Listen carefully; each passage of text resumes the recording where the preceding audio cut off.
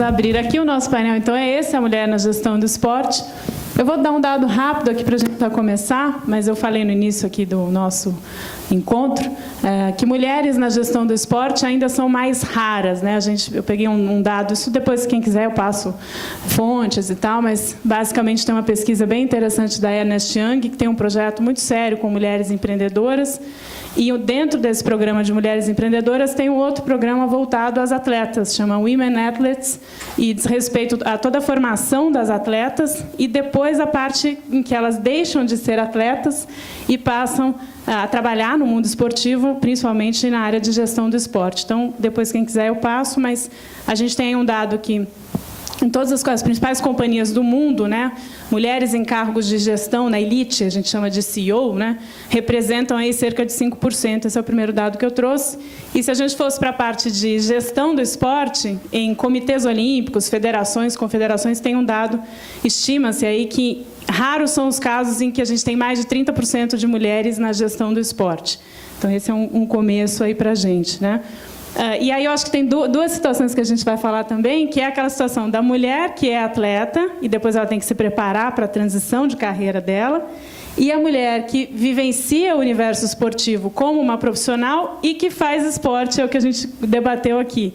A diferença que isso faz na vida dela pessoal e na vida de trabalho, porque ela vai levar aquilo que ela faz no esporte o dia todo para o ambiente de trabalho. E também tem pesquisas nesse sentido que comprovam que as mulheres que são atletas, eu estou falando de atleta amadora, tá? Entenda-se no vasto campo, aí não precisa ser necessariamente atleta profissional de alto rendimento, mas que elas têm maiores chances de liderar, de encarar o ambiente de trabalho e de levar isso para a parte também de comunicação e de liderança. Então, eu vou começar com a Ana Moser aqui, que para mim é uma grande referência de vida, e eu acho que tudo aquilo que você fez dentro de quadro no esporte representa exatamente aquilo que você faz pelo esporte no Brasil e no mundo. É uma responsabilidade que você tem desde lá atrás e que só eu acho que você chegou nisso pela tua capacidade, né, quem você representa, e por tudo aquilo que você fez e está devolvendo hoje. E o nosso início aqui é justamente esse, né? Como é que você forma uma mulher gestora dentro do esporte? Porque, culturalmente, a gente está acostumado a acompanhar aquela história do futebol, em que os jogadores paravam e falavam, e agora? O que eu vou fazer? Né? Como é que vai ser minha caminhada?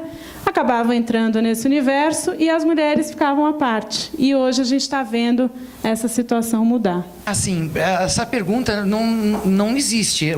Na minha época não existia como se forma uma gestora de esporte, né? Como se encaminha uma ex-atleta, ou mesmo um ex-atleta, mas eu acho que com a mulher é mais difícil, para se manter no esporte, né? Isso não.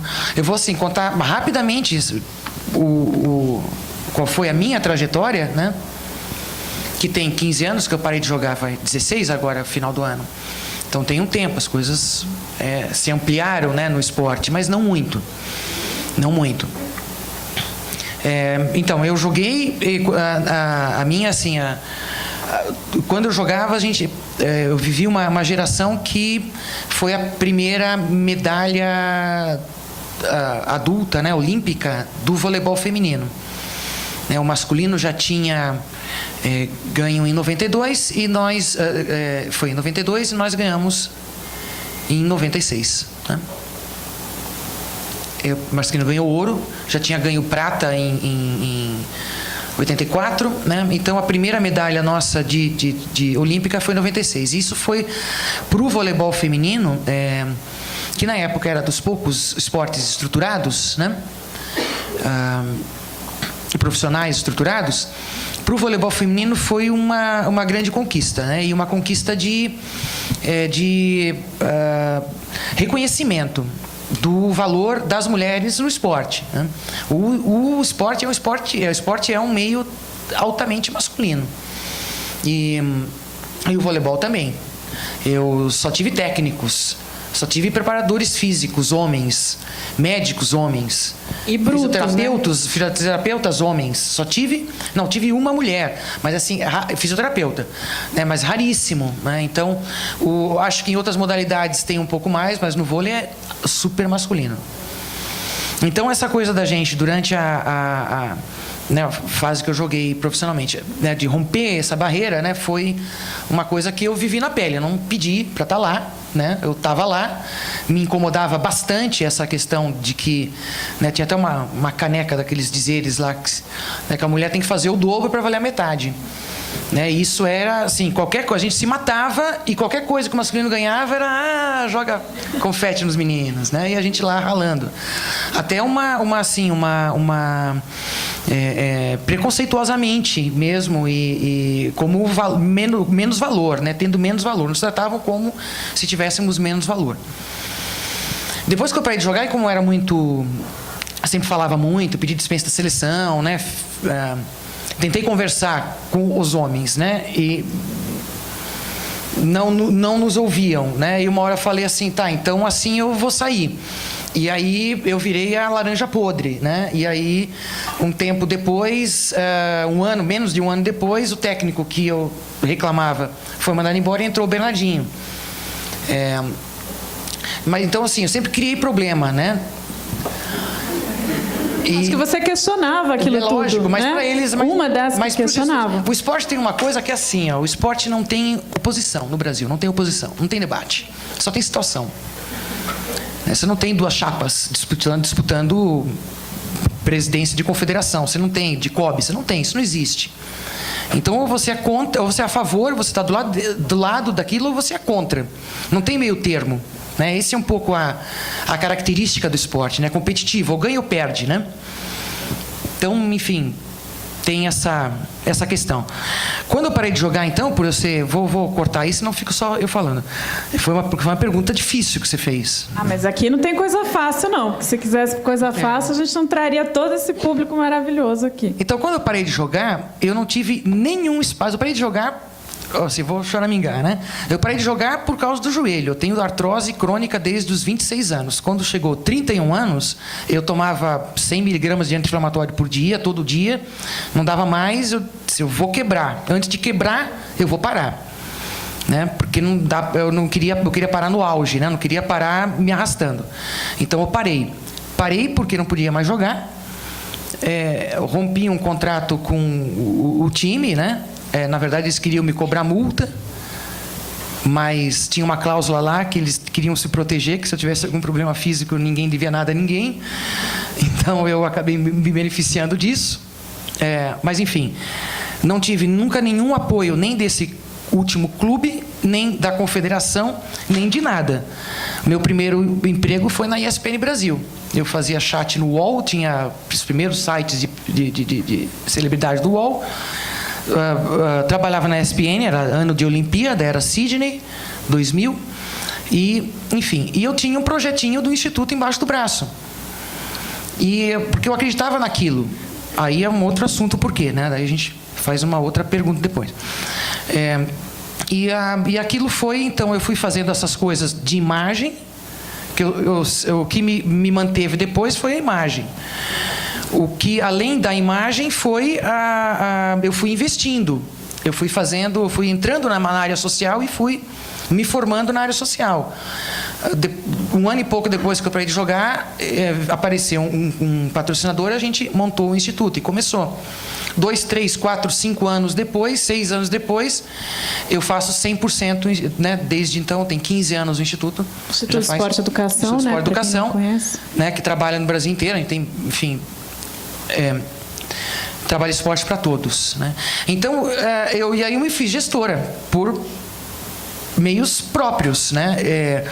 E eu só consegui um espaço porque, digamos assim, eu vim de um setor que é o esporte competitivo, que hoje, se a gente for levar pelo diagnóstico de esporte, ele não passa, assim, chutando muito alto, a 5% da população que se envolve com atividades competitivas e é filiado ao sistema federativo. Então, a gente está falando de um pedaço, né? E o que eu faço é no restante. Então, eu nunca bati de frente, por isso que eu tive espaço. Se eu tivesse buscado colocação na mesma área, eu tenho certeza que eu teria sérios problemas, não teria conseguido, né? Porque é complicado. Para homens é menos complicado, para mulheres é bastante complicado, né? A gente vai tocar essa bola muito bem aqui com todos, com todas. Eu vou aproveitar o gancho de homens e mulheres, daqui a pouco a Stephanie fala também dela, mas da Lisete, que eu acho que foi um grande salto, né? Assumir uma presidência de um clube, né? O Rio Grandense Futebol Clube. Eu trabalho com esporte, com futebol na rádio, né? A gente faz muito futebol e eu sei o quanto é difícil. E só um parênteses, quando você fala, eu me fiz gestora, é um pouco na marra, né? Porque se não for, não tem jeito. Não tem um mercado aberto, fala, venham, né? E no futebol ainda tem esse ranço. O cara jogou bola a vida inteira, não importa se ele foi muito bom, se ele foi muito bom, é claro, ele vai ter um reconhecimento, mas se ele foi mais ou menos, ele vai virar técnico, ele vai em algum cargo do clube. Ainda o mercado do futebol exige pouco, né, para o homem, essa qualificação de falar, não, eu fiz. Você já viu um técnico falar, não, eu fiz um master em tal, não sei o quê? Não, ele vai e vira técnico de futebol. E acho que no seu caso é muito mais complicado, né? Com certeza. Deixa eu me apresentar, então. Meu nome é Lisete. Não sei se está ligado o microfone. Tá. Bom, eu me criei na roça até os 18 anos, né? Sou formada em pedagogia, pós em psicopedagogia. Depois eu fiz um MBA em gestão empresarial. Trabalhei durante muitos anos em comércio, na área de cultura. Em 2006 ganhei o prêmio de Mulher Empreendedora do Estado do Rio Grande do Sul, por onde acabei vendendo a minha marca para Minas e fui trabalhar na área de consultoria pelo Sebrae. Cansada, né, de viajar, porque eu viajava o estado todo, conheci o estado todo, é uma maratona, né? Acabei um dia passando na rua, já falando sobre o preconceito, encontrando uma recrutadora da Cato. E ela me perguntou, Lisete, tu tá onde? Falei, tô viajando pelo Sebrae aí, tô cansada, tô querendo ficar em Santa Maria, nasceu minha neta. Aí ela me falou o seguinte, poxa, tinha uma vaga que encerrou hoje. Mas assim, uma empresa de 96 anos, não me disse que empresa que era, mas eles não queriam mulheres. Aí eu disse, então não me adianta, né? O que eu vou fazer? Aí falei, se tiver alguma coisa, você me avisa. Mas eu cheguei em casa e à noite ela me ligou e disse assim, pelo que eu te conheço, Lisete, tu estaria disposta a fazer uma prova? Falei, faço, manda lá. Mandou a prova, eu fiz. Aí, no outro dia ela me ligou e disse, Lisete, será que tu poderia vir para uma entrevista sem compromisso, porque já estão escolhidos os candidatos, um de Porto Alegre e um de Santa Maria, são 2 homens. Eu falei, ok, eu vou. Eu entrei às 5 horas e saí às 8 da noite contratada. Né? Mas assim, não foi fácil. Eu fui a primeira superintendente mulher do Avenida Tênis Clube de Santa Maria, no Rio Grande do Sul. Passei por muitos preconceitos, né?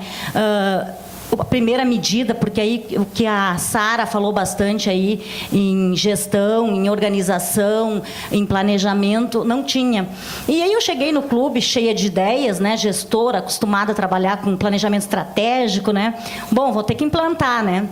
Aí foi uma barreira, esbarrei naquela parte financeira, o clube sem recurso financeiro, o associado não pagando, enfim, era um clube social e esportivo.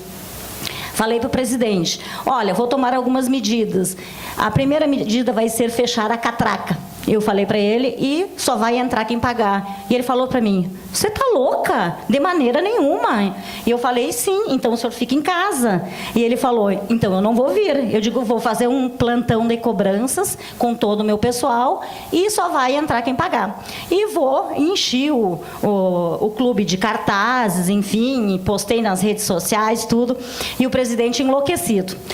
Bom, quando chegou a sexta-feira, já estava tudo sinalizado, eu ia indo para o banheiro, um associado me pegou no braço, mas me puxou no braço e disse, escuta aqui, menina, o que tu pensa que tu estás fazendo aqui? E eu falei, eu estou gerindo o clube. E ele falou assim, é uma vergonha fechar as catracas. Eu perguntei para ele, o senhor paga o clube? E ele falou, eu pago. Então, o senhor deveria estar satisfeito por alguém tomar uma atitude de fechar as catracas para também pagar o clube que o senhor frequenta.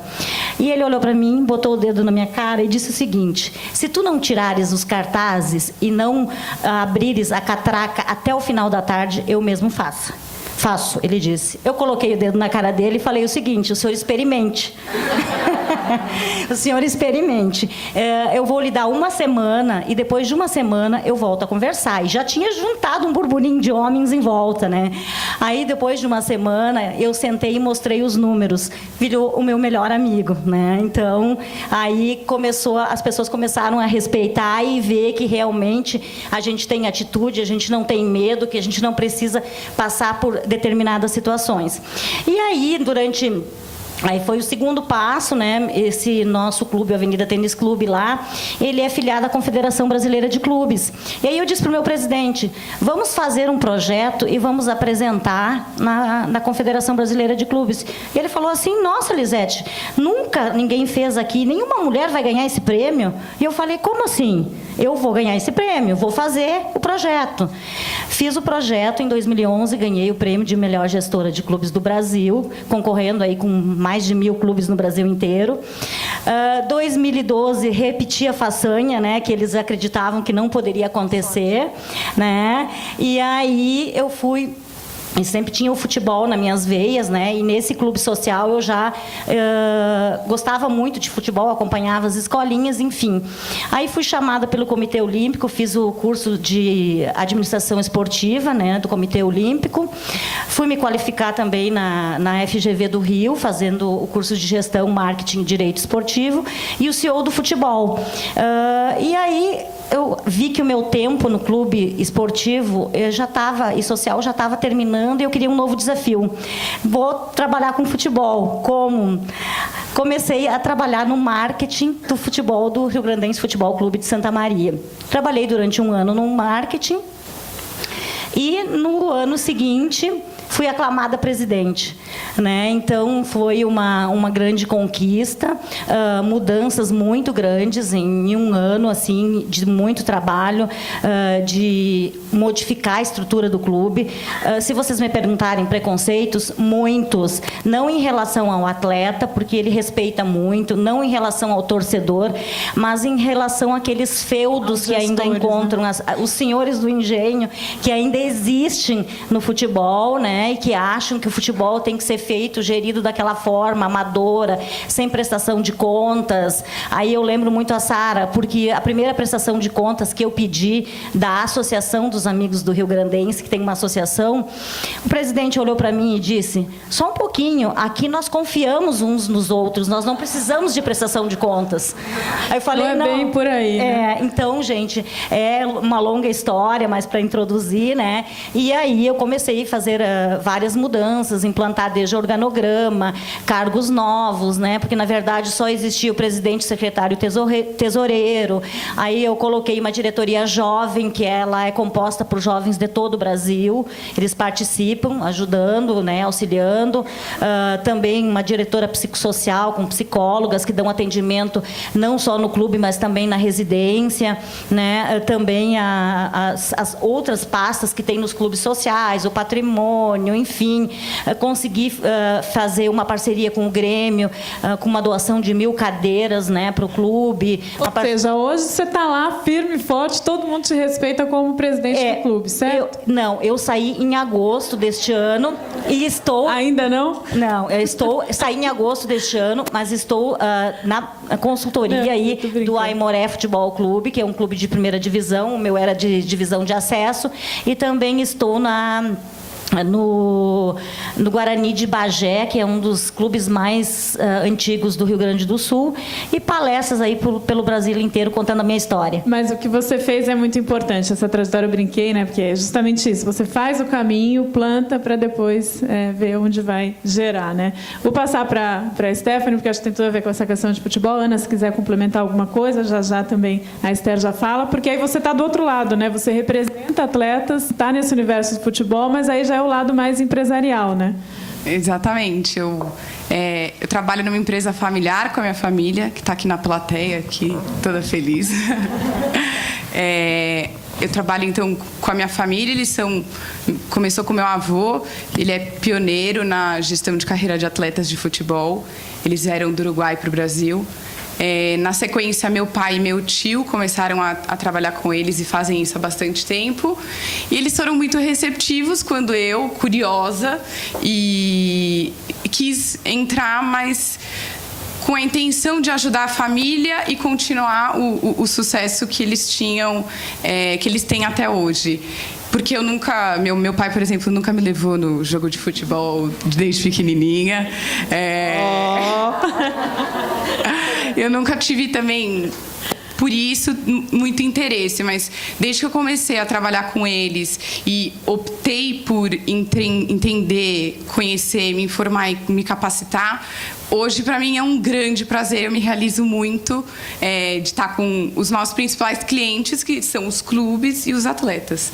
Então, é bem bacana, muito legal. E a Esther, né, que trabalha hoje no Comitê Rio 2016, um comitê montado em função dos Jogos Olímpicos, depois dos Jogos, depois ela conta no final da palestra o que vai acontecer com o comitê, mas já são mais de 8.000 pessoas trabalhando lá, a tendência é isso aumentar, né? Não, a gente chega, calma, são só 2.500. Quer dizer, a tendência é chegar a 8.000 até os Jogos, né, Minto? 2.000 já trabalhando, e você está numa área complicadíssima lá, né? Ui, bastante. Oi, gente, eu sou a Esther. Hoje eu trabalho no Comitê Rio 2016 numa área que chama Venue Management, que seria a gestão das instalações. Então, nós somos responsáveis por integrar toda a operação de uma instalação específica. Eu trabalho para o Sambódromo, nós somos divididos em instalações. Eu trabalho especificamente para o Sambódromo, que vai receber o tiro com arco olímpico e paralímpico e as maratonas olímpicas, as largadas e as chegadas.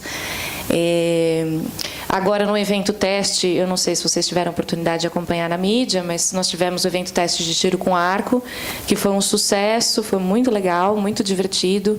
A Federação Internacional gostou bastante, elogiou bastante a instalação, e eu tive a responsabilidade de ser a gerente de operações da instalação. Então, é um peso, um fardão muito grande, mas muito gostoso. E... Ainda bem que você não estava na BMX, né? Não, eu não posso falar. O BMX em Deodoro, né? Quem falou de Tinha um Deodoro sol para aqui? cada coco lá, isso eu sei. Lá Joana, eu não né? ia prestar. Eu não ia dar certo. Mas a minha trajetória, ela não é tão longa, apesar de que tem, 16 anos já de trajetória na vida esportiva. Eu comecei como atleta também, mas eu não sou Ana Moser, né? Eu comecei por causa dela, inclusive, eu sou só fã. Enfim, eu joguei voleibol com essa altura toda maravilhosa que eu tenho, que nem a Beth, né? Eu joguei voleibol, enfim. Mas eu jogo vôlei, tá? Então tá, a gente tenta. E aí, joguei vôlei, fui ginasta durante muitos anos, joguei tênis. Esses foram os que eu fui federada. Tem uma lista enorme de esportes que eu tentei, porque eu era um fascínio olímpico, eu tenho um fascínio pela Olimpíada desde que eu vi a Nádia Comaneci na televisão. Então... eu sempre tive isso na minha cabeça, eu tenho que ir para a Olimpíada, eu tenho que ir para a Olimpíada. Eu vi que como atleta eu não ia dar muito certo, fui honesta comigo mesma, falei, vamos tentar de outro jeito. Aí virei para minha mãe e falei, mãe, com 16 anos de idade, eu vou fazer administração de esportes. Ela, mas nem tem essa carreira. Eu falei, sei lá, eu vou fazer isso aí. Deixa eu ver como é que eu começo. E aí uma amiga minha me levou para a FMU na época. Era uma ótima faculdade de educação física. Hoje ela é mediana, mas ela era maravilhosa. E ela me levou para lá e falou assim, vamos se inscrever nesse vestibular aí. E aí eu me inscrevi e fui fazer educação física. Comecei trabalhando como professora, sou louca por dar aula, adoro dar aula. Acho que crianças, principalmente, são a luz do nosso mundo, né? E você cria muitas sementinhas em todos eles. Saí de lá e já parti para o Pinheiros para assumir uma área de administração de esportes. Então, eu venho com o mundo da gestão sofrendo milhões e milhões de mini preconceitos diários, alguns que as mulheres estão acostumadas a aceitar e elas aceitam, e eu fico meio encabulada de falar, mas você tem certeza que isso para você é normal? Eu não acho normal, mas tudo bem, eu devo ser louca, então tudo bem, ok. E aí eu continuei perseguindo loucamente a minha carreira olímpica, até que eu fiz também o curso do COB e do IOC, né? E depois que eu saí do Pinheiros, eu já fiz uma paradinha rápida com o Gustavo Borges, trabalhei um tempo com ele e fui direto para o Comitê Rio 2016. É muito legal. Vai dar tudo certo, tá? Já está dando.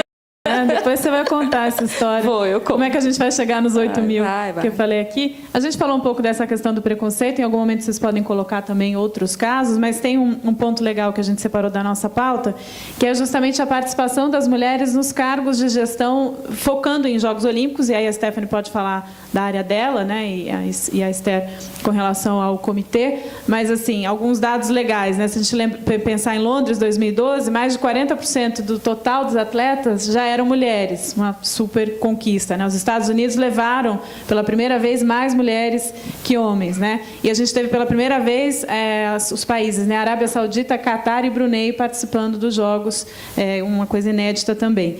Agora, por outro lado, a gente ainda vê poucas mulheres nos cargos, em confederações, federações, entre outras instituições que representam o esporte no Brasil e no mundo.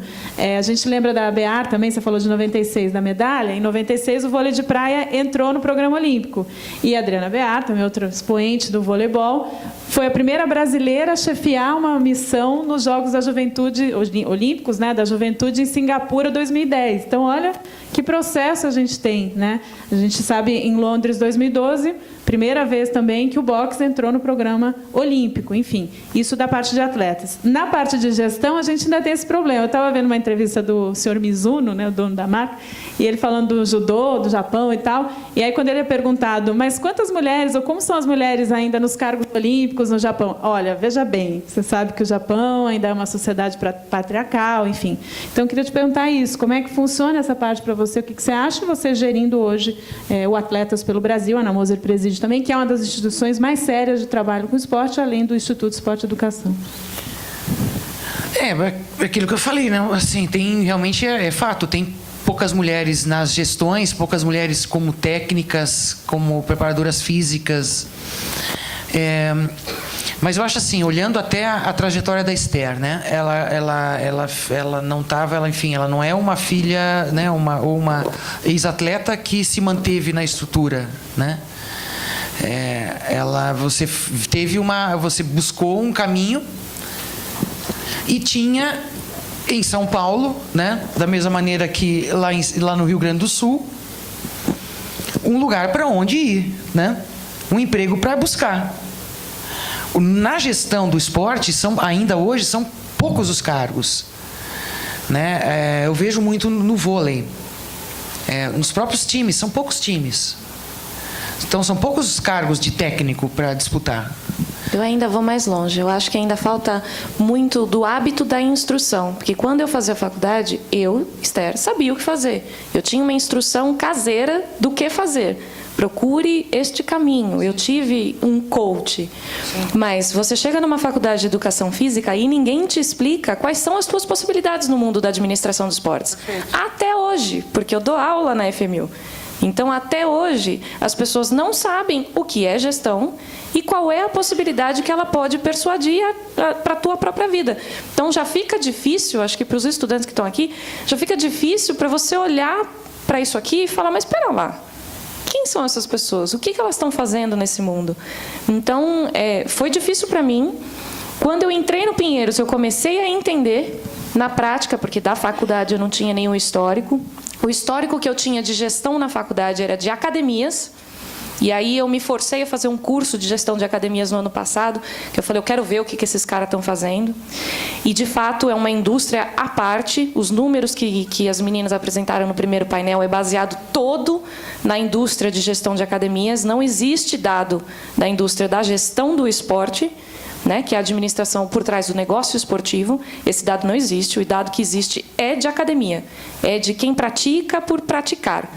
Enfim. Mas, enfim. Não, ótimo. Eu acho que assim, você começou a abrir o que eu ia abrir. Para além do esporte olímpico, entendeu? Se a gente for olhar, por exemplo, aonde eu convivo, que são clubes comunitários, né?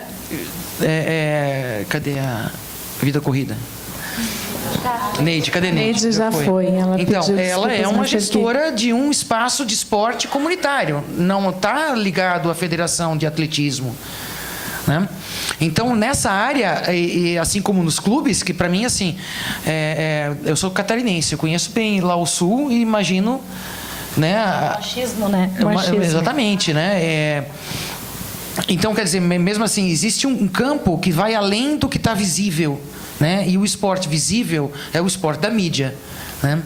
Nesse esporte da mídia, realmente, assim, os postos, e isso, apesar de ser um mercado grande em termos econômicos, né? Ele, numericamente, ele é mais restrito. E então, enfim, eu acho que por isso que a gente briga tanto por tal história do legado que a gente precisa no Brasil. E eu acho que a saída, lógico, tem todas as questões, mas, né, de diferença de gênero, mas a gente ainda está falando de um mercado pequeno, né? Então, ampliar o mercado que não está só no esporte de atendimento, que também está nos clubes, não só nos clubes sociais, mas também nos clubes comunitários, né, que boa parte da nossa população é de baixa renda, né? Então, como é que você trabalha isso em termos de volume, né, no país?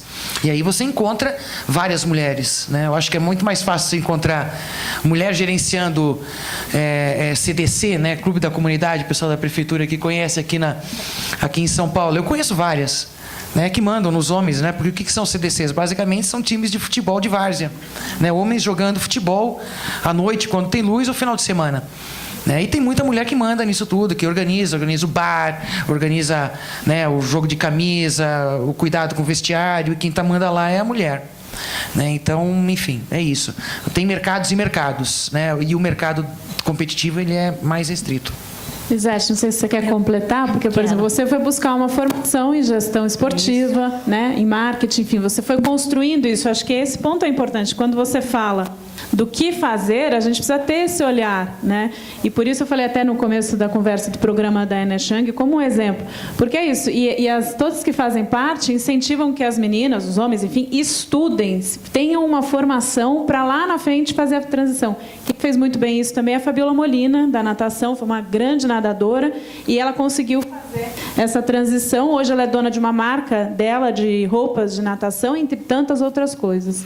Eu gostaria até de complementar o que tu comentaste antes em relação a mulheres em presidências de confederações, federações, enfim, um fato pitoresco nosso lá do Rio Grande do Sul. Quando eu me formei na FGV, eu fui premiada a nível de Brasil com um projeto chamado Marco Zero, que ele é voltado para os clubes de futebol, fazer a gestão nos clubes de futebol. E isso rendeu muita mídia, muitos sites, muitas entrevistas para o Brasil inteiro, enfim, para fora do Brasil também.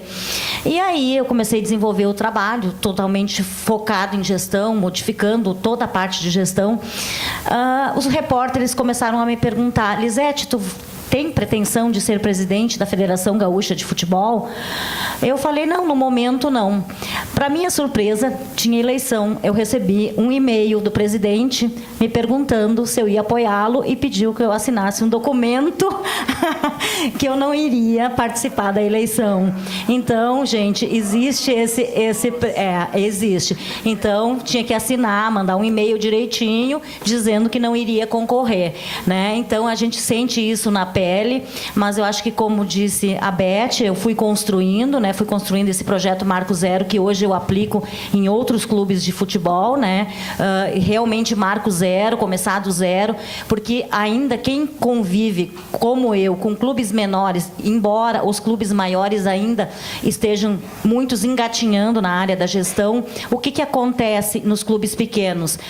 O futebol não acontece o ano todo, acaba o futebol, fecham-se as portas, as contas ficam embaixo da porta, e aí depois, quando reabre no próximo ano, com um monte de dívida, com ativos trabalhistas, com passivos trabalhistas, desculpem, e aí querem fazer o futebol, né? Então, isso é um problema seríssimo que se vê em todos os clubes de futebol, principalmente os pequenos, que não têm essa questão da gestão, né? Então, precisa mudar essa cultura o mais rápido possível, né?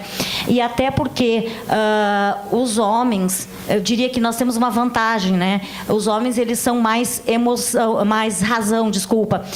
Mas na hora do futebol, eles são muita paixão. Eles não querem saber, vamos contratar, não importa o orçamento. E aí incham de dívidas e depois acabam não ganhando o título e o clube fica endividado, né? Vou aproveitar a Stephanie para checar um pouco essas questões das habilidades das mulheres na gestão, né? Você trabalhou em agência, eu até acompanhei algumas coisas suas, tá? E o seu depoimento para o nosso Facebook, enfim, e depois fez essa mudança para o esporte. O que você acha que a mulher traz de habilidade diferente do homem na gestão e como é que tem sido a sua área de atuação agora no esporte? Eu me formei em comunicação e sempre tive o desejo de ir para o mercado publicitário. Fui e não me apaixonei. Falei, ai, não é isso que eu amei, não é isso que eu quero continuar. E pela oportunidade que eu tive com a minha família, eu falei, bom, então eu quero continuar isso daqui. Eu fiz o mesmo curso, estou terminando o mesmo curso que a Lisete fez da GV com a FIFA e CIES, que está me dando bastante conteúdo, bastante conhecimento, informação, que é bem legal por isso. E a parte prática que eu estou tendo no dia a dia, apesar, que nem eu já falei, de trabalhar com a minha família, nenhum parou para me ensinar nada. Eu tive que realmente ouvir muito mais do que falar, acompanho eles em bastantes reuniões, análise de contrato, converso bastante com o nosso departamento jurídico. E chegou um momento que eu fui fazer o primeiro contrato de um jogador de categoria de base e peguei a bênção lá da minha família e fui. E foi muito legal que eu atingi o objetivo, consegui. Foi no Corinthians, fiz um contrato bem legal, o atleta ficou feliz, a família ficou feliz e pra gente também foi muito bom. Então eu acho que me manter informada, estudar, continuar sempre estudando. Eu vou começar ano que vem uma faculdade nova, até porque eu percebi a necessidade disso trabalhando e se entregar à parte prática com todo carinho, com todo amor que você tem e flui, e tudo vai acontecendo da melhor forma possível. Certo. Se você quiser complementar com relação também às posições, né? Como galgar isso? Se você acha que a mulher hoje está preparada para entrar e assumir determinados cargos ou ela tem que fazer um escalonamento? Como é que você vê também esse plano, até da tua experiência, né? Você saiu de clube, gerenciando esportes dentro do Pinheiros e passou pelo Gustavo Borges que você falou e agora está no comitê do Rio 2016. Depois se a Ana quiser complementar. Eu também tenho uma brincadeirinha de MBA nas costas, gosto bastante. Fiz curso de auditoria dentro do Pinheiros, porque eu gosto dessa ideia de processo de planejamento e estou entrando num curso de gerenciamento de projetos também, porque eu acho que é assim que tem que seguir. Se existe uma estrutura, alguém criou uma estrutura e essa estrutura é discutida em nível mundial, é porque deve funcionar, né? Ou pelo menos alguma coisa ali é aplicável. Então, se é aplicável para o mundo corporativo, o mundo do esporte ele tem que ser entendido como mundo corporativo. Concordo plenamente com a Sara, que é ridícula a forma como a gente trata as coisas no Brasil, no âmbito esportivo. Então, o primeiro passo para profissionalizar é a entender que existem coisas que a gente pode utilizar e aplicar, de fato.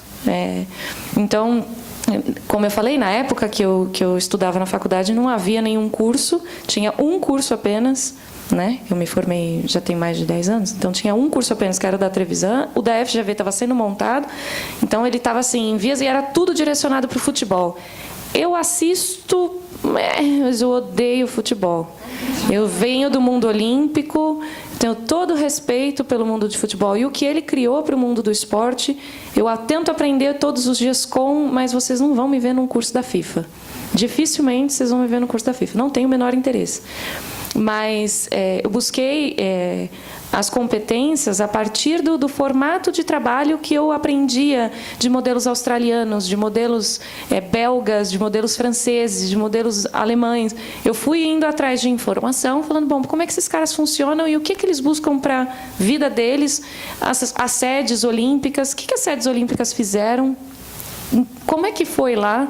E na minha área especificamente, que é a área de venue management, em Londres não tinha nem 1/3 da quantidade de mulheres que tem aqui. Era realmente ínfima a quantidade de mulheres que eram as gerentes de instalação. Lá nós somos divididos como o gerente da instalação, que é uma pessoa com um cargo semipolítico, né, que é o que responde para a organização Olimpíada, e tem o gerente de operações. Hoje lá nós já temos 3 mulheres como gerente de instalação. Isso já não existia em Londres. Então nós temos o quê? Quase 40 instalações.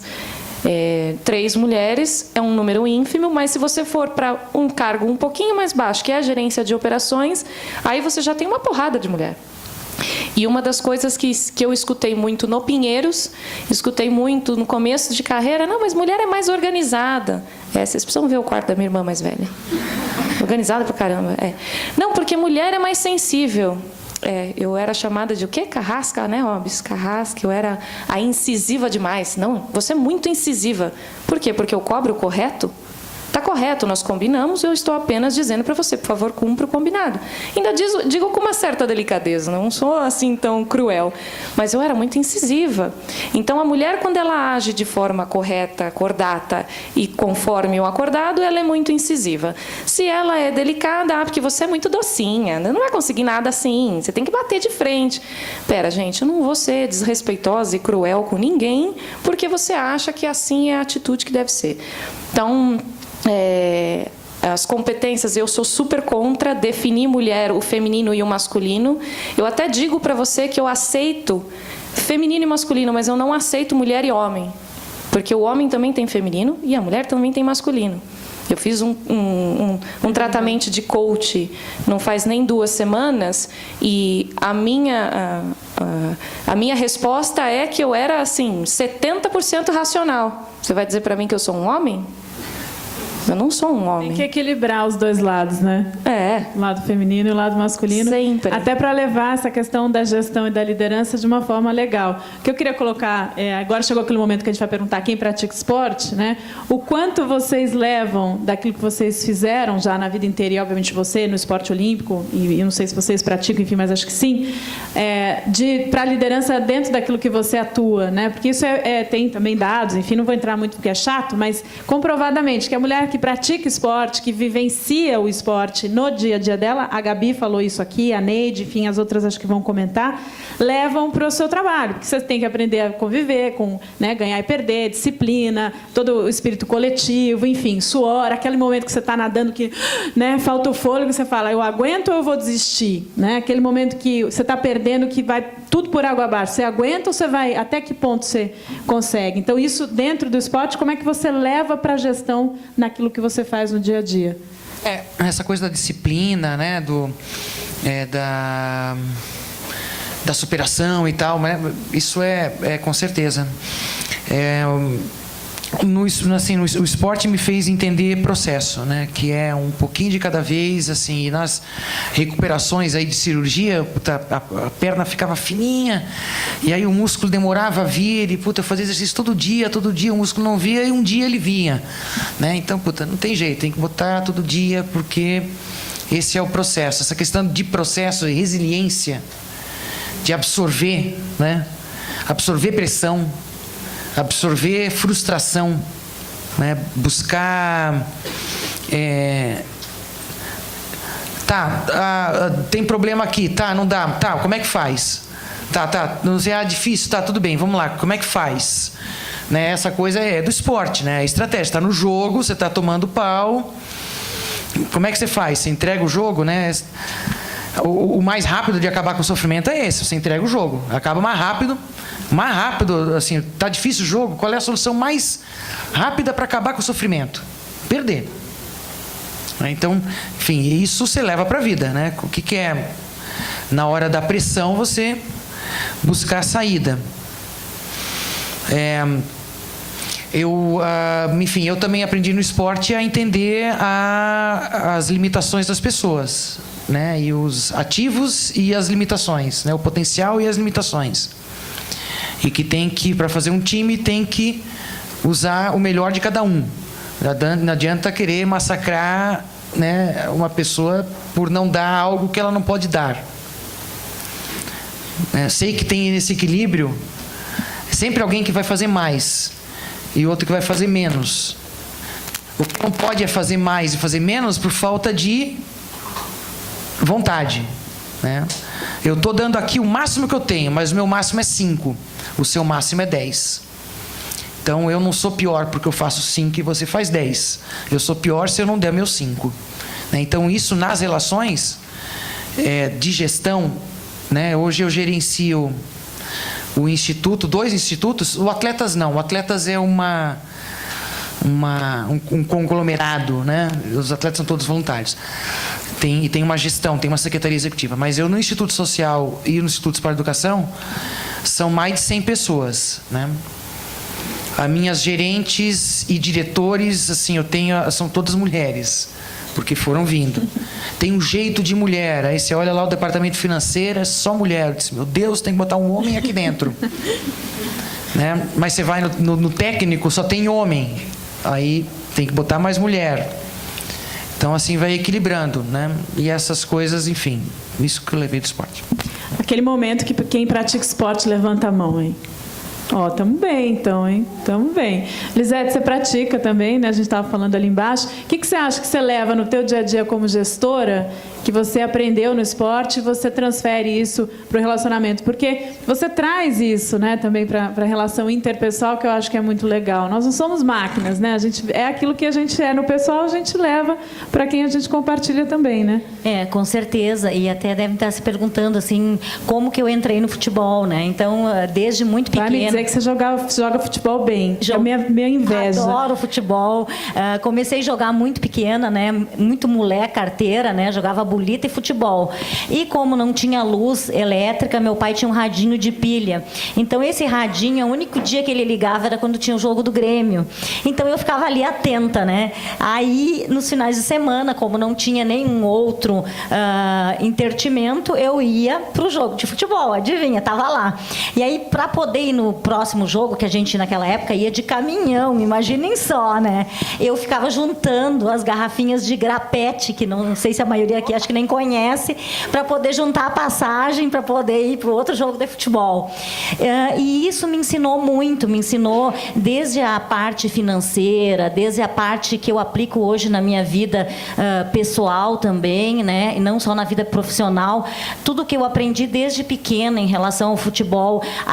Quando eu juntava aquelas garrafinhas de grapete, eu já estava juntando dinheirinho para que eu pudesse ir para o futebol. E aí a minha primeira aquisição, que foi? Foi um relógio o'clock, daqueles grandões, assim, era maravilhoso, né?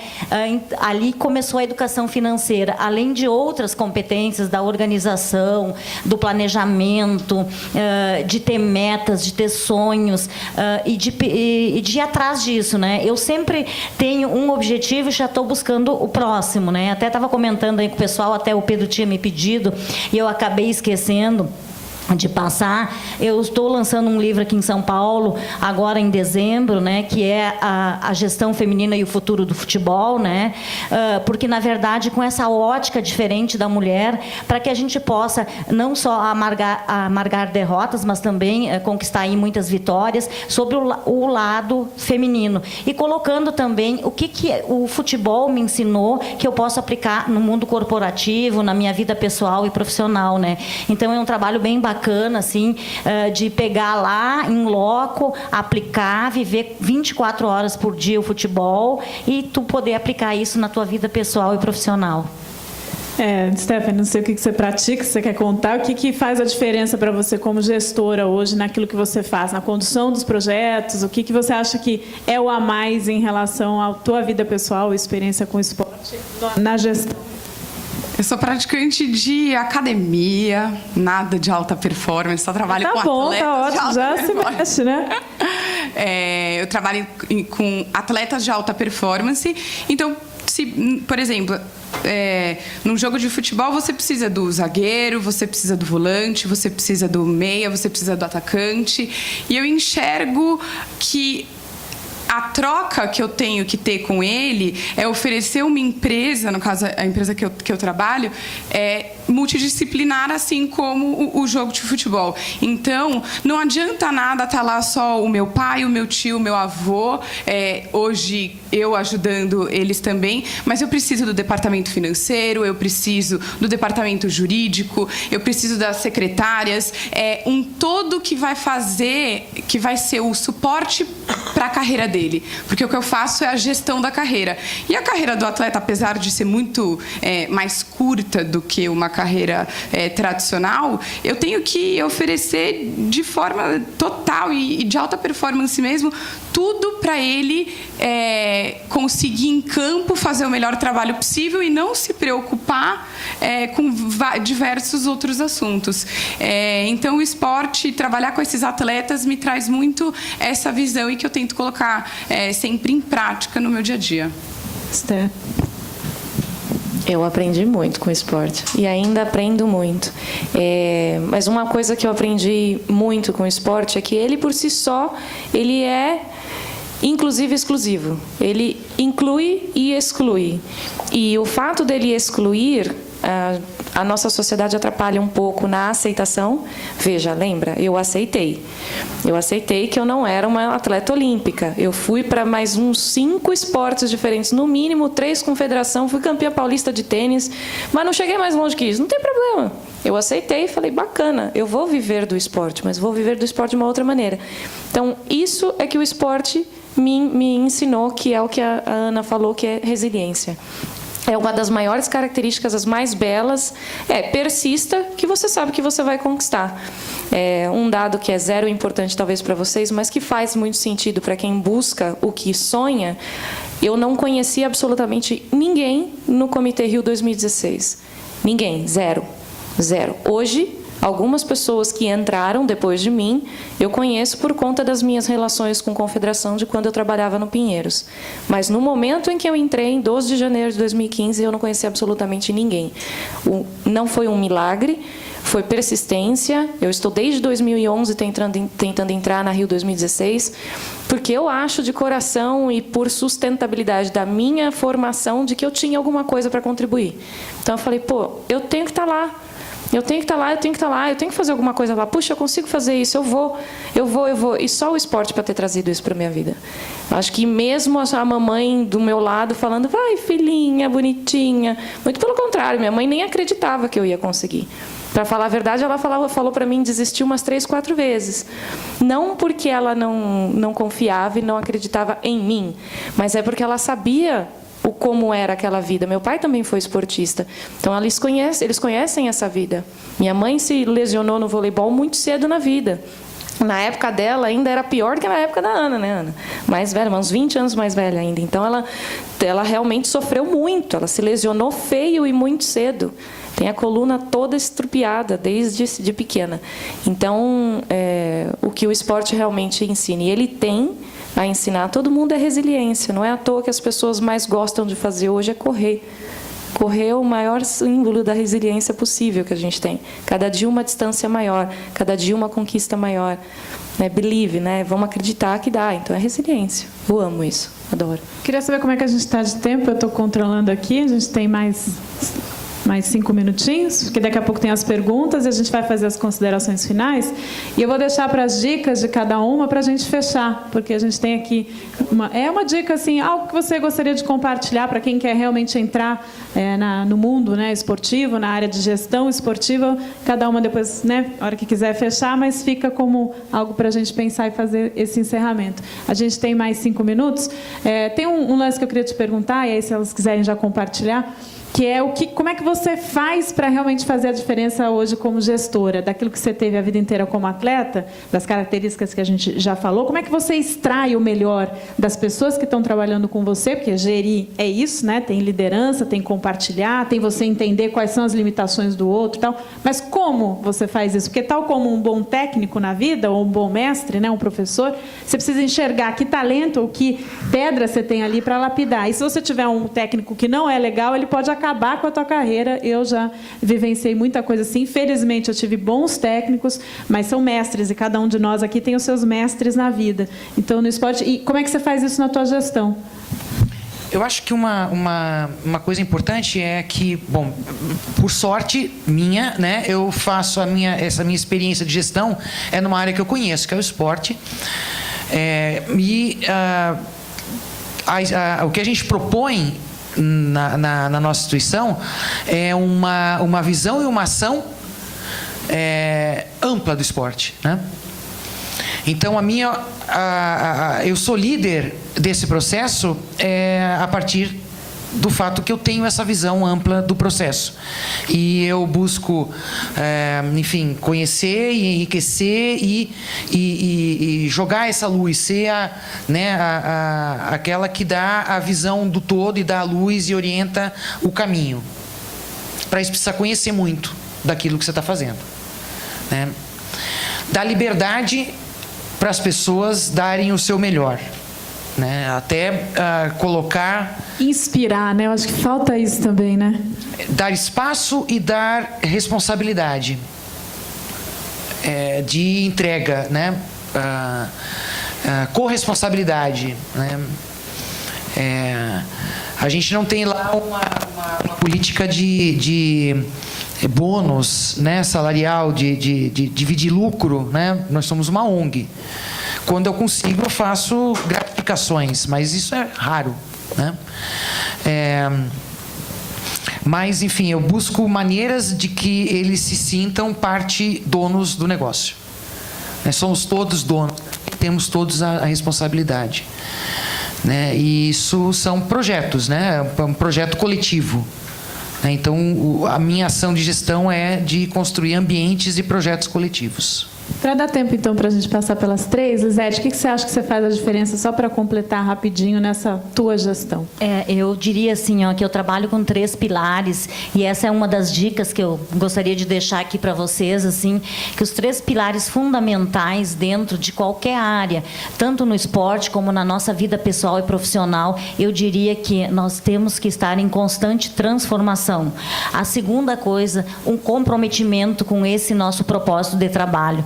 E a terceira, ter atitude, como a colega teve atitude de ir atrás, mesmo as pessoas não acreditando, enfim. Minha mãe também, hoje já falecida, né?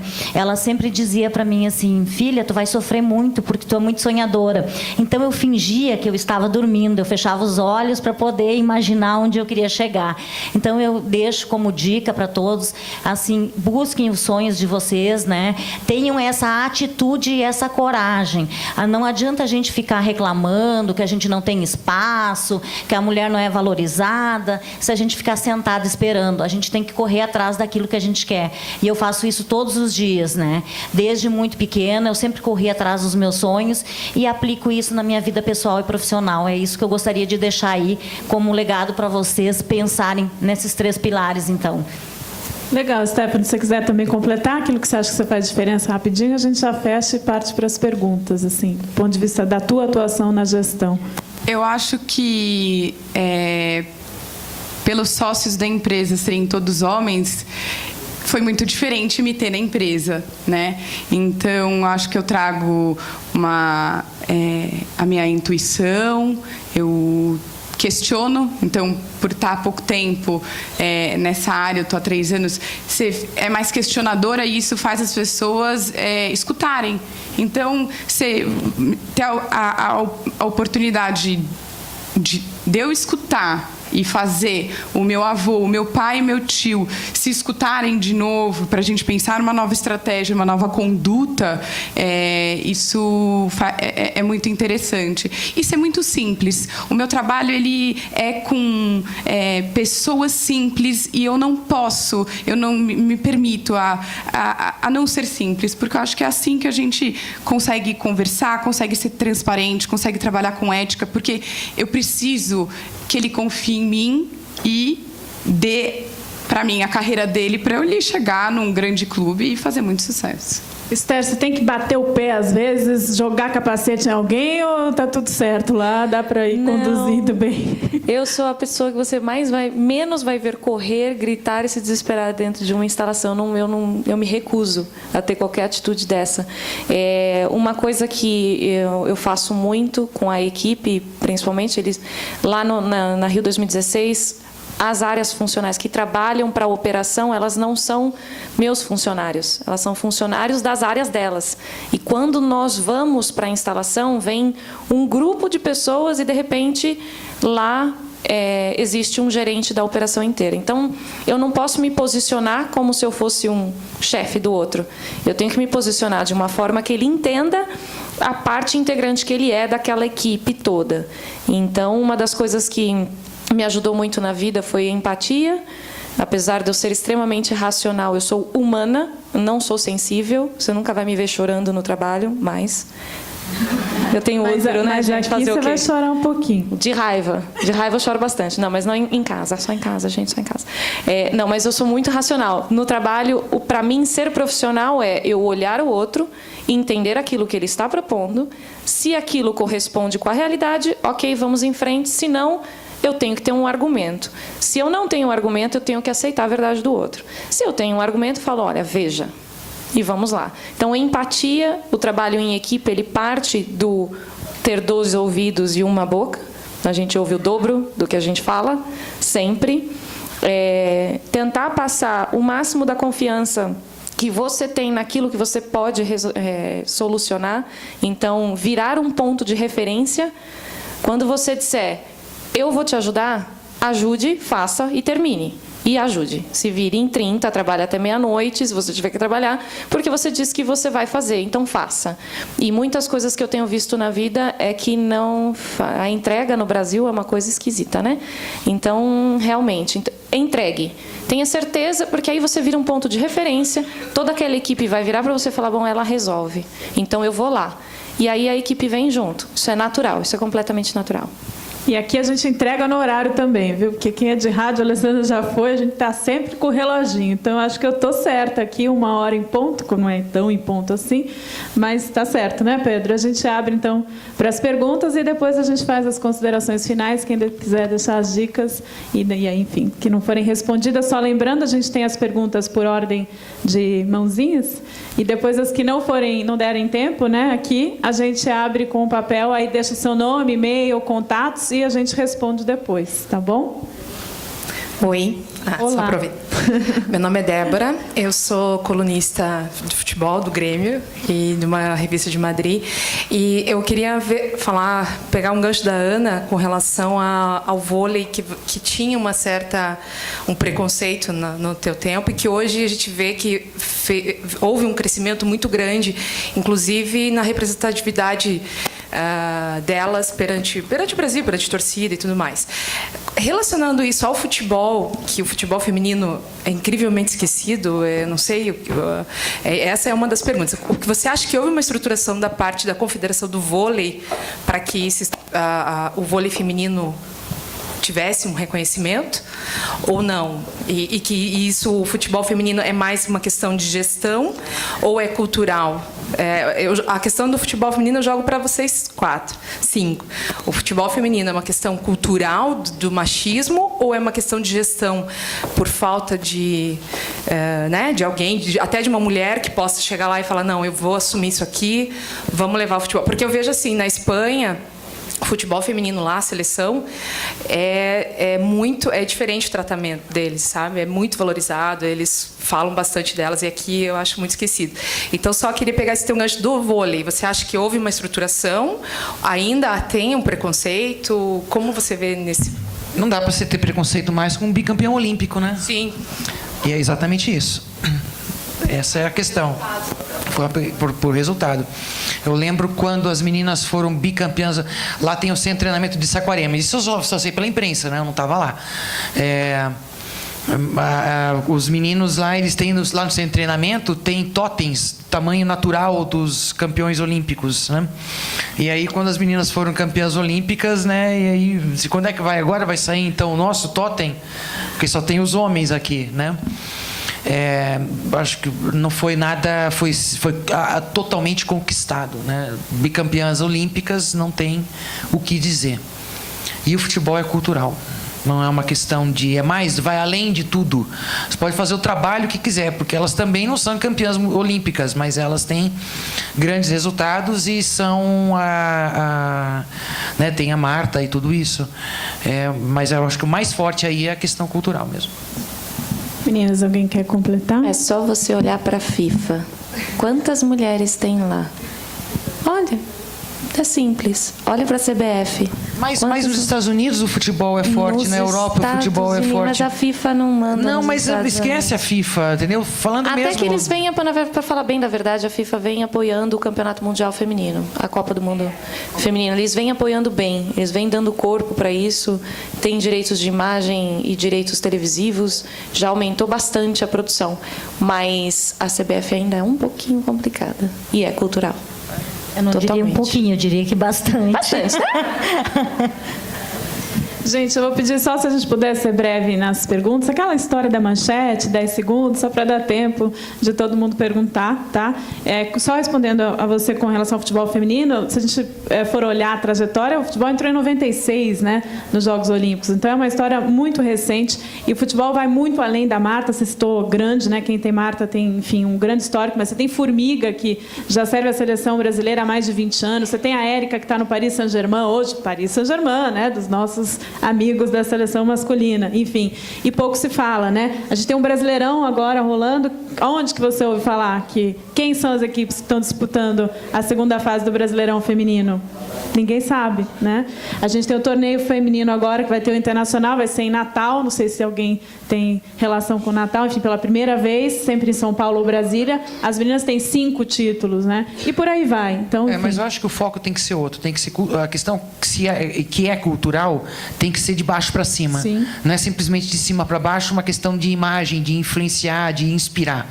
Tem que ter uma estrutura de baixo para cima. Então a gente tem em vários colégios particulares muitas meninas jogando. Sim. A gente tem em vários locais muitas meninas jogando. Agora tem que ter muito mais, né? Você tem razão, mas é muito pouco ainda. Isso vai né? muito pouco ainda. Os clubes, né? O Santos tem futebol feminino, ok, mas já foi, voltou. São Paulo, você não ouve falar. Os próprios clubes não têm, né? Você vai no Pinheiros e jogam futebol feminino lá, não jogam? Enorme. Tem bastante gente, porque é divertido. É divertido, as meninas adoram, lá é muito grande. Puta esporte gostoso. Quantas meninas tem, Robson? Nós estamos aqui com a gerente de esportes recreativos do Pinheiros, que é responsável pelo futebol feminino também. Quantas tem menina lá? Olha lá, 60 meninas de 9 a 12 anos. E aí tem time ainda Foot Society. Tem, seleção, tá vendo? Que tem. Você quer complementar alguma coisa? Eu concordo, acho que é uma questão ainda é muito cultural. Acho que os meninos, eles têm mais um sonho. Eu quero ser jogador de futebol. A menina ainda, comparada com os meninos, acho que eles têm mais em quantidade essa vontade.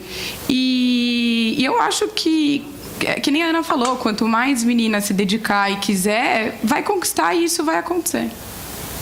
A gente tem mais perguntas?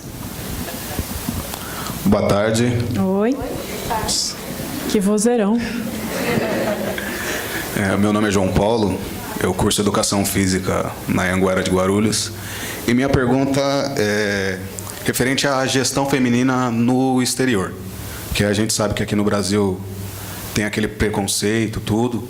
Gostaria de saber se no exterior também há esse preconceito com a gestão feminina. Eu posso falar sobre isso. Andei lendo sobre a gestão de esportes nos Estados Unidos. E ontem mesmo eu estava lendo um artigo sobre uma das executivas do Mets, que é um time de beisebol da liga, né, dos Estados Unidos. E ela falando, a forma como ela se põe é até um pouco assustadora. Parece até que a situação é pior do que no Brasil. Ela é única, absoluta, na Major League Baseball, nos Estados Unidos, e ela comenta que a coisa é muito ruim, a sociedade é absolutamente patriarcal, que é muito complicada, ela sofre muito preconceito e que a responsabilidade, inclusive, de melhorar essa situação, como a Ana falou, como as meninas falaram, é de todos. E que ela se sente responsável por auxiliar o processo no que ela puder. Então, assim, a gente fala que a gestão do esporte nos Estados Unidos é para a gente se espelhar até a página B, né? Porque aí o lado 2 a gente já vê que não dá para se espelhar tanto assim. Se for falar de gestão de esportes no âmbito feminino, já lascou, não tem muita gente. Já na NBA, a presidente da corporação NBA, porque a NBA é dividida na liga e na corporação, a corporação atende a eventos paralelos, né? a presidente da corporação NBA é uma mulher. E de grande estirpe. Tem hoje uma presidente também, dona de clube, né? Que é um dos clubes que eu já esqueci o nome, mas dona de clube, mas é uma coisa ainda muito complicada. E isso vai para todas as áreas, não é um privilégio do esporte, não. O esporte, ele é ainda patriarcal, mas não é um privilégio do esporte, definitivamente. Você ia falar alguma coisa? Não, que eu só sei de orelhada mesmo, né? Tem aquela... a gente sempre vê, né, da visita do COI, que é a mulher que é presidente do comitê de acompanhamento. Do Rio 2016? Aquela a diretora executiva de infraestrutura, que ela é... A Patrícia Espanha é uma mulher. Não é espanhola. Aí... Ela não é espanhola, ela é do Oriente Médio ali, ela tem um nome complicado. Eu não lembro. Eu sou péssima também. Sim. Tá, mas enfim... Tem bastante gente, não é... Eu lembro na época Mas tem bastante gente a ponto da gente conseguir apontar. Isso para mim é horrível. Com certeza. Então, se a gente está apontando quem são, é porque não tem muito, né? Não, por isso que eu estou dizendo, só sei de orelhada. Não sei, mas vocês querem ter uma base de comparação? Lá no comitê, hoje nós temos 2 diretoras executivas de um board de uns 10, eu acho. Posso estar errada. E presidente nenhum, né? Já no parte da cidade, a cidade tem uma empresa que chama Empresa Olímpica Municipal, que ela dá apoio de infraestrutura, principalmente do que tem a ver com a cidade especificamente, para nós do Comitê Rio 2016, mas é uma empresa à parte, chefiada pelo prefeito mesmo, e lá tem um responsável, um diretor geral, homem, 3 diretores abaixo, homens, já na área operacional, de novo, uma porrada de mulher. Então eu não entendo. A Ana falou uma coisa que é cultural e é verdade, né? Depende de cada país, completando rapidamente para dar tempo de mais uma.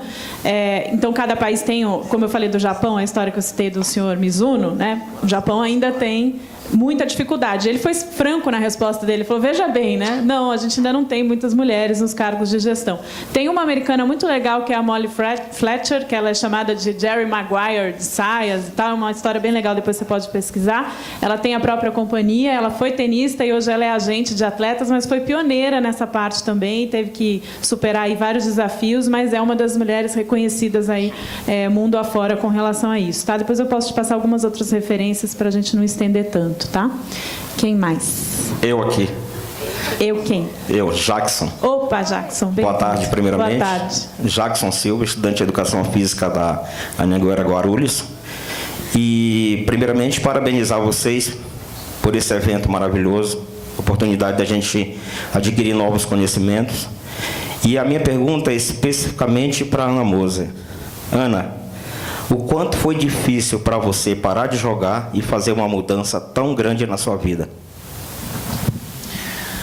Olha, eu sempre soube que ia parar, que ia acabar. Eu nunca, sempre vivi a minha carreira esportiva sabendo que era uma fase e que ia ter fim, né?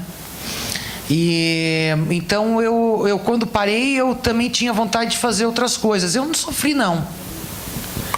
E depois que eu parei também, aí, enfim, eu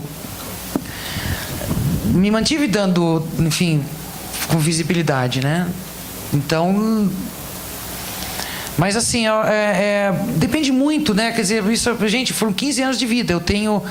Eu já faz mais de 15, eu fui profissional por 15 anos e já faz mais de 15 anos que eu parei. Então, enfim, a vida anda, né? Tem muita coisa para fazer. E isso para mim sempre foi muito claro e tranquilo. E aí só uma curiosidade é que quando no 6 eu decidi que eu ia parar de jogar em agosto e que eu ia até o final da temporada, que acabava em novembro, que era a Copa do Mundo do Japão.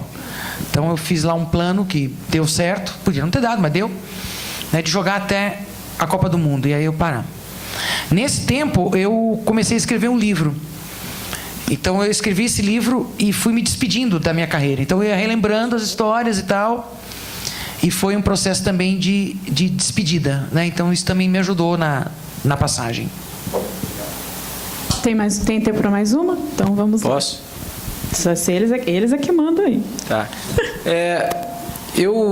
Assim, a gente está falando aqui, né, de mulher na gestão do esporte, de mulher no esporte como um todo. Acho que, se não me engano, o tênis é o esporte hoje em que a gente teve mais evolução na questão da igualdade dos gêneros, né? Igualdade nas premiações, igualdade no tratamento, apesar de a final feminina ainda acontecer antes da masculina. E a sensação que eu tenho, enquanto quem estudou um pouco esse caso, é que isso só se deu porque houve realmente uma cisão, uma separação da entidade que gere o tênis masculino e a entidade que gere o tênis feminino. Seria isso assim, óbvio que não dá para a gente prever e que não dá para saber se o modelo se aplica a todos, né? Mas não seria esse um modelo que a gente deveria olhar com mais cuidado quando a gente fala dessa igualdade dos gêneros no esporte? E, infelizmente, eu não sei se vocês sabem, mas o cargo mais alto da WTA acabou de trocar, foi de uma mulher para um homem. Eu acho que eu posso começar. Se quiser, eu falo. Por favor. Eu sou falastrona, né, gente? Ai, Jesus. É bom isso. Eu paro um dia. Não concordo. Separar não pode ser uma solução apenas. Uma vez que você separa, você está definindo que só o outro gênero tem a competência, a habilidade e qualquer outras características que favoreçam o crescimento para aquela modalidade. Ou que atenda, que é o único que é capaz de entender aquela necessidade.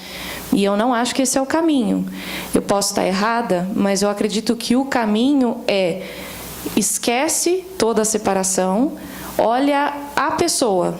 Se a pessoa tem tudo o que precisa e aquilo que ela acredita é implantado com categoria, ela vai entender que existe o homem e a mulher e que, infelizmente, por questões físicas, ainda a gente não consegue competir um contra o outro. Só isso. Se uma pessoa, isso pode ser uma mulher como pode ser um homem. Hoje eu me ponho numa posição de que, se eu tivesse em qualquer tipo de confederação encabeçando um projeto, eu com certeza daria direção aos dois em pé de igualdade, não só igualdade, e justiça. Então, mas na prática, na minha opinião, na prática não funciona muito bem, mas na minha opinião seria... Tem alguns exemplos. Eu também eu sou contra guetos. Eu também sou contra guetos.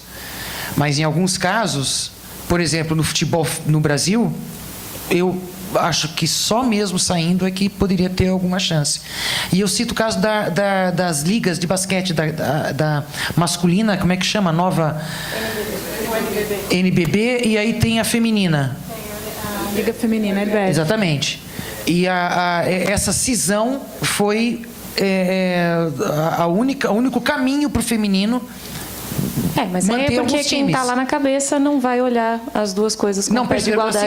Assim, eu acho que só não dá, eu não tenho opinião, não sei se é sim ou não. Eu acho que tem os dois lados e acho que pode ter casos que seja uma boa saída para romper, para crescer, né? Para um dia talvez voltar. Eu não gosto de guetos também. Acho que pode isso ser. Eu tenho medo um pouco do separatismo, assim. Acho que é muito elitista, sabe aquela coisa? Também acho. Meu nome é Silvia, eu faço mestrado na área de gestão do esporte e sou gestora numa rede de academias. A Esther tocou num ponto no começo dessa conversa que me incomodou e eu fiquei pensando nisso o tempo todo. Ela falou sobre o estereótipo em torno da imagem e da postura da mulher, né? Então, aquela mulher que se posiciona de repente e ela acaba sendo vista como autoritária, né, rude, ou aquela que acaba tendo uma postura um pouco mais branda e então ela é fraca. E normalmente a gente percebe na prática, no dia a dia, na nossa experiência, que isso não acontece, né, quando um homem se posiciona com mais força, enfim. Então a minha pergunta de que maneira, se vocês já vivenciaram situações desafiadoras nesse sentido, de que maneira vocês lidaram com essas situações, esses estereótipos e tudo mais, e o que vocês acham, de que maneira vocês veem a evolução disso? Como vocês acreditam que as mulheres que chegam lá ou que querem chegar lá, né, no topo como gestora, como ela deveria então conduzir essa situação? Quer falar? Quem quer falar? Lisete, quer falar? Pode ser. Acho que para conduzir essa situação, a gente tem que ter uma preparação, né? Eu acho que é fundamental a gente se preparar.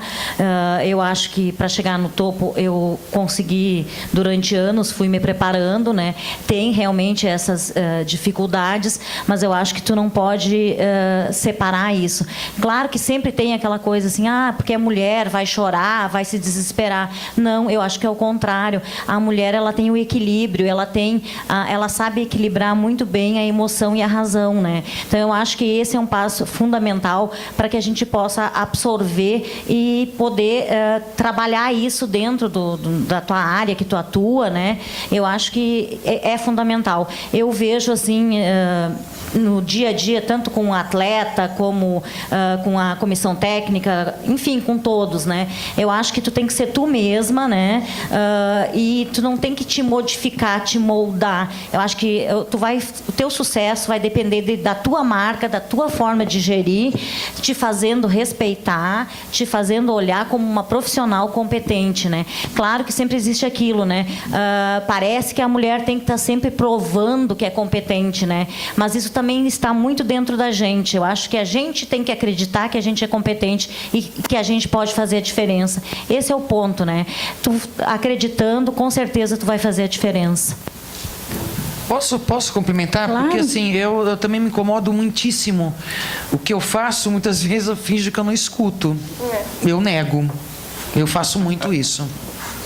Às vezes eu brigo, mas a boa parte das vezes... Porque não é... E eu, assim, eu peguei para falar um negócio que a Dailete falou. Eu acho que... eu estava pensando isso o tempo inteiro. Puxa, porque então me dá a impressão que às vezes para ter sucesso você tem que se encaixar no modelo masculino, né? E eu acho que como Eliette, eu acho que não é por aí, né? Então você corrobora aí os conselhos, vou levar para mim também. Os exemplos que eu usei eram exemplos meus. Foi o que eu passei. Eu passei por situações como essa por muitas e muitas vezes e continuo passando. Não, você tem que ser a boazinha. Eu é que vou bater de frente. Para que alguém tem que bater de frente com qualquer coisa? Não tem essa necessidade. Então, eu sempre partir para o lado racional. Então, traz a pessoa para o lado racional. Você pode falar o que você quiser. Meu trabalho está feito, seja profissional, esse é o seu trabalho. Meu papai me ensinou, trabalho ninguém apaga, tá feito, tá lá.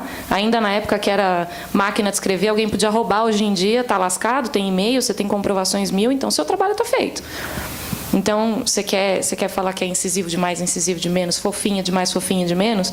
Eu cheguei a ouvir, numa oportunidade de contratação há anos atrás, de que a mulher que seria contratada, não, a gente não contratou porque ela era muito doce. Eu fui ver a pessoa trabalhar. Quando ela entrava no circuito, no rádio do evento, corriam os 3. Morria de medo, mas a menina, na entrevista, ela era super respeitosa. Mas porque a voz era fina e baixa, ela era um doce, então, portanto, ela não aguenta pressão. Então, uma das coisas que eu aprendi num teatrinho do Morgan Freeman foi: você quer acabar com o preconceito? Para de falar sobre isso. Para de determinar que o outro porque a cor, porque não sei o quê, não sei o que. Vocês, falando sobre o assunto, você o determina. Se você não fala sobre esse assunto, o que você tem para falar de preconceito? Preconceito de quê? Né? Então, seja aquilo que você tem de moral e ético, que você apresenta no teu âmbito profissional, mantenha. E sim, seja firme.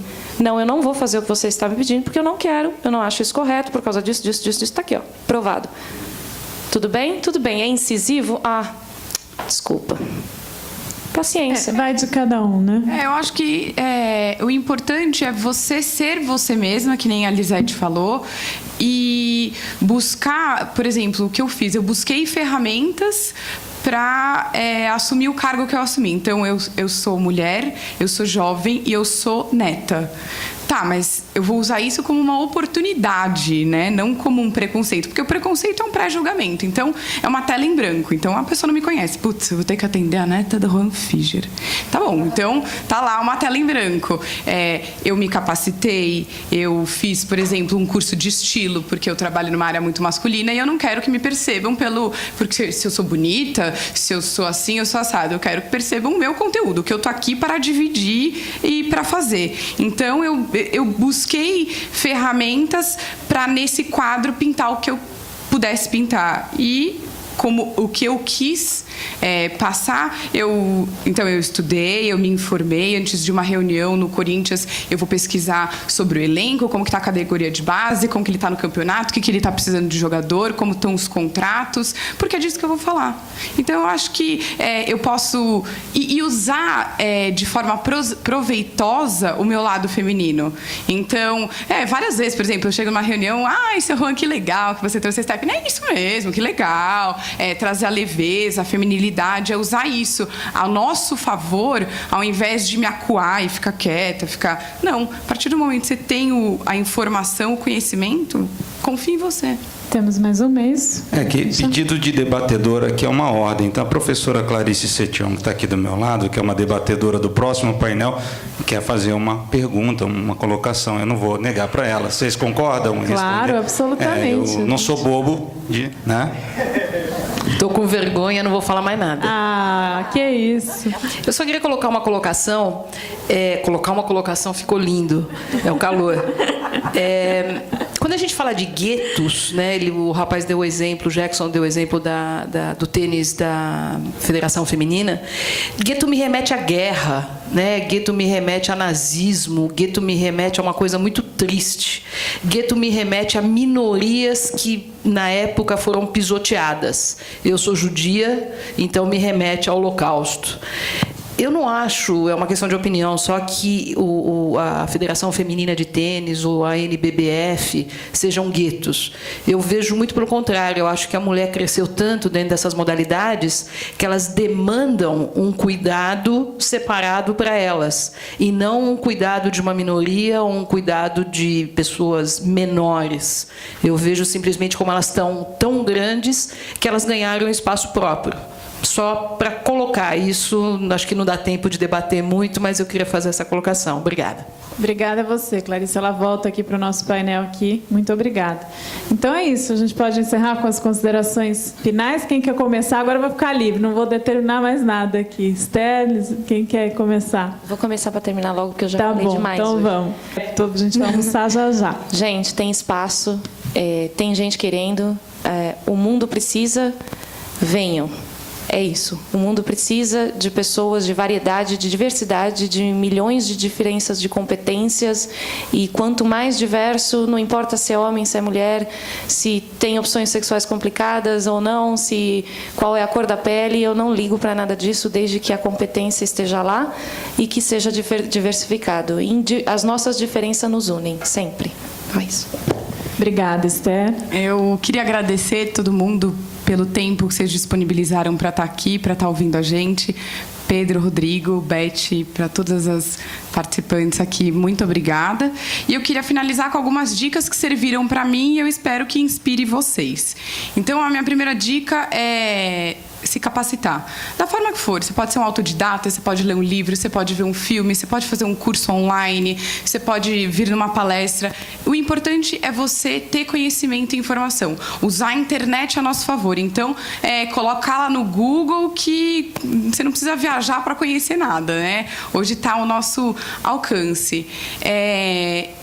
Eu acho que é muito, para mim foi muito legal ter uma referência. Tenha uma referência. Então, por exemplo, em pessoas que eu me inspirei, a Luísa da Magazine Luiza. Eu acho ela uma mulher batalhadora, eu acho ela uma mulher forte. Ela ela começou do começo de uma forma bem humilde. Hoje ela é presidente de uma grande rede de lojas, de uma magazine. Então, eu acho que ter uma referência é muito legal.